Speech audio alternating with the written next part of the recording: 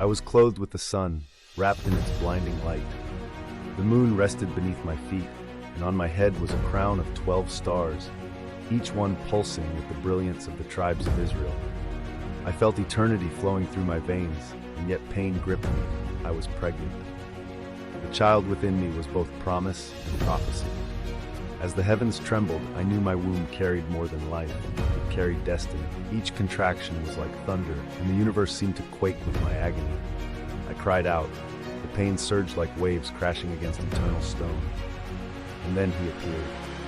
He rose in the sky with fury from the depths of time, a great red dragon with 7 heads and 10 horns and crowns upon each head. His eyes were burning abysses, his breath reeked of sulfur. With his tail, he swept a third of the stars and cast them to the earth. I watched. Angels fell like heavy rain, and the heavens darkened for a moment. He stared at me, not with desire, but with ancient hatred. He waited to devour my child the moment it was born.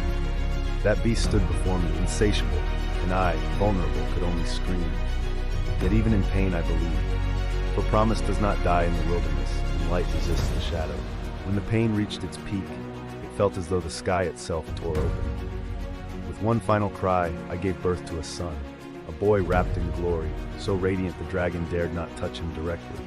He was the one, destined to rule all nations with an iron scepter. My heart throbbed with a love beyond measure, but also with overwhelming fear. The dragon lunged, jaws wide like the gates of hell. But before he could reach my baby, something miraculous happened. An invisible hand, strong as 1,000 armies, seized my child and caught him up to God and his throne. Heaven blazed in response. The dragon roared, his fury echoing across realms. But he was defeated in that moment. The one he feared the most had escaped. My body, exhausted and still bleeding, collapsed, but my spirit remained standing.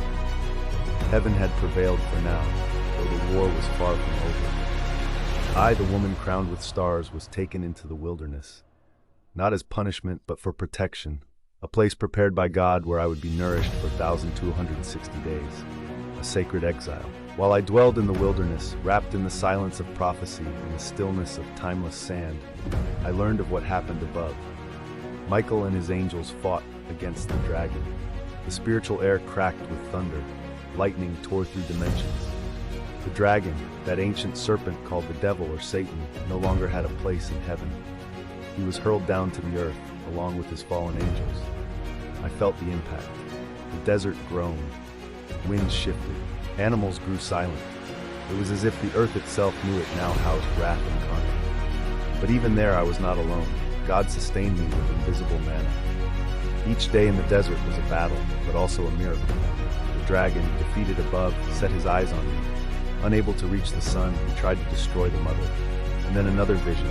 I was given the wings of a great eagle. With them, I flew far from his reach, to a place of safety beyond time. Yet he persisted. From his mouth came a flood, a torrent of destruction, lies, and persecution. The river tried to drown me, but the earth opened its mouth and swallowed the river. Creation stood between me and evil. Nature itself became my shield. As if the wounded world still recognized the promise I carried. The dragon's fury became insatiable.